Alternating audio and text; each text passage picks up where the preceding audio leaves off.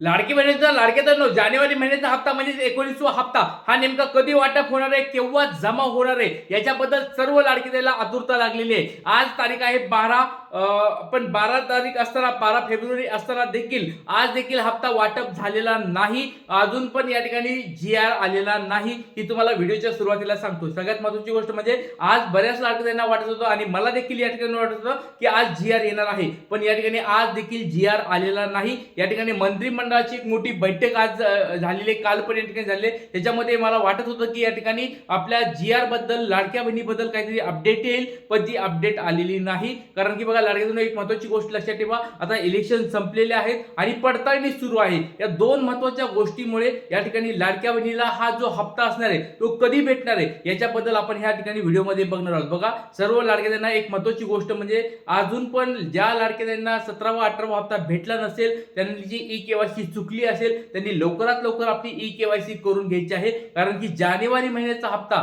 मग नेमका कधी भेटणार आहे याच्याबद्दल तुम्हाला मी या ठिकाणी सांगणार आहे. तर लाडक्यांना बघा, व्हिडिओ खूप महत्त्वाचा आहे, काळजीपूर्वक हा व्हिडिओ पाहताय. जानेवारीचे फेब्रुवारीचे 3,000 रुपये भेटणार अशा पण काही काही बातम्या समोर येईल, त्या पण तुम्हाला व्हिडिओमध्ये मी सांगणार आहे. तर त्याचबरोबर लाडक्यांनो, केवायसी अपडेट झाल्या लगेच तुम्हाला हप्ता भेटणार का, अशा पण बऱ्याच लाडके प्रश्न विचारतात. त्याच्याबद्दल पण तुम्हाला मी माहिती देणार. त्याच्यामुळे व्हिडिओ खूप महत्त्वाचा आहे, काळजीपूर्वक पाहताय. आणि 19वा हप्ता मग नेमका कधी भेटणार आहे, कारण की बऱ्याच लाडक्यांचे आता प्रश्न यायला लागलेत. सर, तुम्ही म्हणत होता की 12 तारखेपर्यंत GR येणार किंवा गुड न्यूज येणार, पण लाडक्यांना एकच गुड न्यूज आली, ती म्हणजे इलेक्शनच्या अगोदर केवायसी आपल्याला जी ऑनलाईन करायची होती ती एकच गुड न्यूज भेटली. पण जी हप्ता वाटपाची जी गुड न्यूज होती किंवा हप्ता वाटपाच्या अगोदर एक GR येण्याची जी गुड न्यूज होती ती गुड न्यूज भेटलेली नाही. कारण की आता एक महत्त्वाची गोष्ट, मी ह्या पण गोष्टी विचारल्या या ठिकाणी मंत्री साहेबांच्या PN वगैरे या ठिकाणी विचारलं की नेमकं काय प्रॉब्लेम झालाय, आज 12 तारीख असताना पण तुम्हाला या ठिकाणी का नाही आला. तर त्यांनी एकच उत्तर दिलं, इलेक्शनच्या पिरियडमुळे. आणि हे जे मोठे एक प्रकरण झालेलं आहे, अर्थमंत्र्यांचं पण पद या ठिकाणी स्वतः घेतल्यामुळे, ह्या 2-3 गोष्टीमुळे या ठिकाणी ह्यावेळेस वेळ लागू शकतो, उशीर लागू शकतो, अशी मधली गोष्ट तुम्हाला मी लाडक्यातून लगेच सांगत आहे. कारण की असं परत नको व्हायला की बाबा आपले या ठिकाणी बोलत होतो ते का नाही झालं पूर्ण. तर इलेक्शन आणि जे अर्थमंत्री पद जे आहे देवेंद्र फडणवीस स्वतःकडे त्यांच्याकडे आल्यामुळे या ठिकाणी 2 गोष्टीमुळे या ठिकाणी प्रॉब्लेम झालेला आहे. प्रॉब्लेम म्हणण्यापेक्षा या ठिकाणी ते बिझी सगळे तिकडे असल्यामुळे, इलेक्शनमुळे या ठिकाणी हप्ता वाटपाला पुढे लेट होऊ शकतो. आणि तिसरी महत्त्वाची, अजून एक महत्त्वाची गोष्ट म्हणजे तुमची पडताळणी सुरू झालेली आहे. पडताळणीमध्ये ज्या लाडक्यांना हप्ते भेटलेले नाहीयेत, ज्या लाडक्यांना हप्ते भेटलेले नाहीयेत, त्यांच्या ई-केवायसी चुकलेले आहेत, त्यांना संधी भेटलेली आहे, त्या लाडक्यांची जर या ठिकाणी पडताळणी झाली तर त्यांना पण या ठिकाणी हप्ता भेटायला पाहिजे. म्हणून या ठिकाणी बहुतेक तरी या ठिकाणी हे GR काढलेलं नाही. त्याच्यामुळे सर्व लाडक्यांना विनंती आहे, व्हिडिओ खूप महत्त्वाचा आहे, काळजीपूर्वक आहे. मंत्रिमंडळामध्ये बैठक पण या ठिकाणी झालेली आहे. तुम्हाला या ठिकाणी बघू शकता मंत्रिमंडळाची बैठक. आणि अपेक्षा होती, बघा लाडक्यांना ही अपेक्षा होती, मला आज अपेक्षा होती की बाबा या मंत्रिमंडळाच्या बैठकीत काहीतरी पॉझिटिव्ह होईल. महिला व बालविकास मंत्री सुद्धा या ठिकाणी तुम्हाला दिसत आहे. एक 13 तासापूर्वीची ही गोष्ट तुम्ही बघू शकता.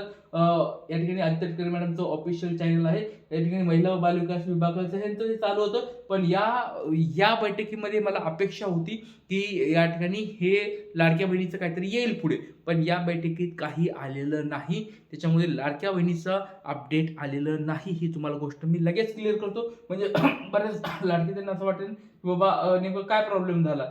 तर एक महत्त्वाची गोष्ट लाडक्यांनो, ही गोष्ट समजून घ्या की GR आलेला नाही. अजून हप्ता वाटप कधी होणार आहे हे पण कन्फर्म झालेलं नाहीये. ह्या 2 गोष्टी तुम्हाला क्लिअर करतोय. आता बघा, बऱ्याच लाडक्यांचे जे प्रश्न येलेत ह्या चुका होत आहेत आणि टेन्शन घेत आहेत की सर हे नेमके मेसेज काय यायला लागलेत. त्या मेसेज बद्दल तुम्हाला एकदा थोडं बोलतोय की बघा, या आधार क्रमांकाची ई-केवायसी प्रक्रिया पूर्ण झालेली आहे, असा मेसेज कुणाकुणाला येतोय कमेंट बॉक्समध्ये सांगायचं आहे. आपलं तुमचं नाव सांगा लाडक्यांनो, जिल्हा सांगायचा आहे, आणि तुम्हाला असा मेसेज येत आहे का. कारण आधार कार्ड नंबर बऱ्याच लाडक्यात आता केवायसी आल्यामुळे सगळ्याच लाडक्यात या ठिकाणी विचार करत आहेत की बाबा चला आपण केवायसी करून घेऊया. तर केवायसी करताना गेलं की हा असा मेसेज आहे, तुमचं केवायसी पूर्ण झालेली आहे.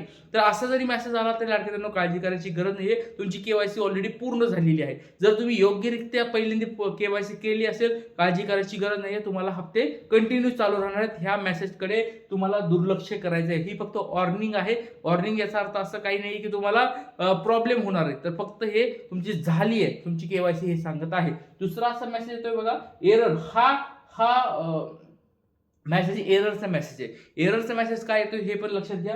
हा आधार क्रमांक ई-केवायसी दुरुस्तीच्या यादीमध्ये नाही. असा पण मेसेज जरी आला तरी काळजी करायची गरज नाही. ज्या लाडक्यांनी ई-केवायसी केली होती, ज्यांचे ई-केवायसी बरोबर होत्या, त्यांना असा हा मेसेज येत आहे की तुम्हाला ई-केवायसी दुरुस्तीमध्ये तुमचं नाव नाहीये. म्हणजे तुमची ई-केवायसी बरोबर आहे. पण ज्या लाडक्यांनी ई-केवायसीच केली नव्हती, पहिली पण केली नव्हती, त्यांना पण असे मेसेज येत आहेत की तुमचं दुरुस्तीमध्ये यादीमध्ये नाव नाहीये. याचा अर्थ असं समजून घ्या, तुमचं एक ते एक तुमची ई-केवायसी पहिली बरोबर होती आणि तुम्हाला करायची गरज नाहीये. दुसरा याचा अर्थ असा होतो की तुम्ही ई-केवायसीच अजून केली नाही. ज्यांनी ई-केवायसी पण केली नाही त्यांना पण हा असा मेसेज येत आहे लाडक्यांनो. पण याचा अर्थ असं समजून घेऊ नका की तुम्हाला काहीतरी चुकलं झालंय. एररचा मेसेज आला तरी काही काळजी करायची गरज नाही. तुमचं सक्सेसफुली आहे. आता तिसरी गोष्ट लक्षात ठेवा, ज्या लाडक्यांनी ई-केवायसी केलीच नव्हती तर त्यांना अजून ऑप्शन आलेलं नाहीये. ही पण गोष्ट लक्षात ठेवा. बऱ्याच लाडक्या ताई अशा होत्या, एकल महिला आपण ज्यांना म्हणतो की बाबा त्यांचे वडील पण जवळ राहत नाहीत, पती पण जवळ राहत नाहीत, ते आणि हयात आहेत, त्यांचं डेथ झालेलं नाही.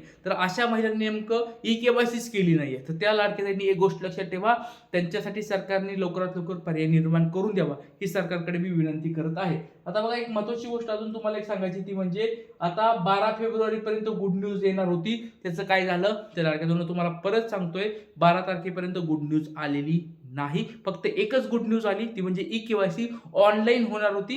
म्हणजे ऑफलाईन जी अंगणवाडी सेवेकडून होणार होती ती ऑनलाईन झालेली आहे. ही एक महत्त्वाची फक्त गुड न्यूज आली.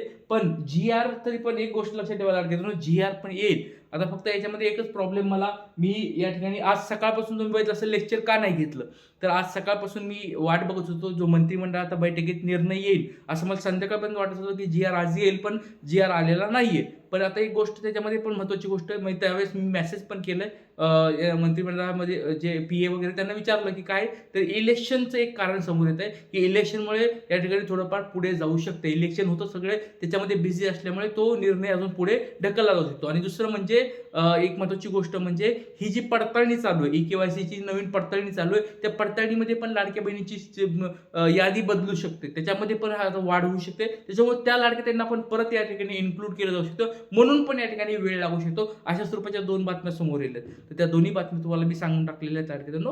आता बघा, एक महत्त्वाची अजून गोष्ट म्हणजे ज्या लाडक्या त्यांच्या ई-केवायसी चुकल्या होत्या त्या दुरुस्ती करण्यासाठी हे दोन्ही पण पर्याय जे आहेत, दोन्ही प्रश्नाच्या ठिकाणी नाही नाही असं लिहायचं आहे.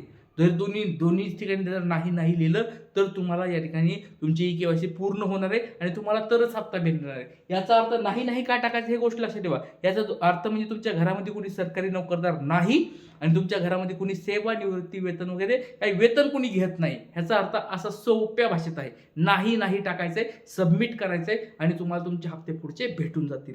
ज्या लाडके त्यांना हप्ते भेटलेले असतील त्यांनी आपलं नाव जिल्हा सांगायचं आहे. आता मी यादी बनवलो आणि बघा लाडक्यांनो, आज आता जी-आर नाही आला, मग आता पुढचा कधी जी-आर येणार आहे, आता मी ही माहिती लवकरात लवकर काढणार आहे. कारण की आतापर्यंत 12 तारखेपर्यंत येण्याची अपेक्षा होती.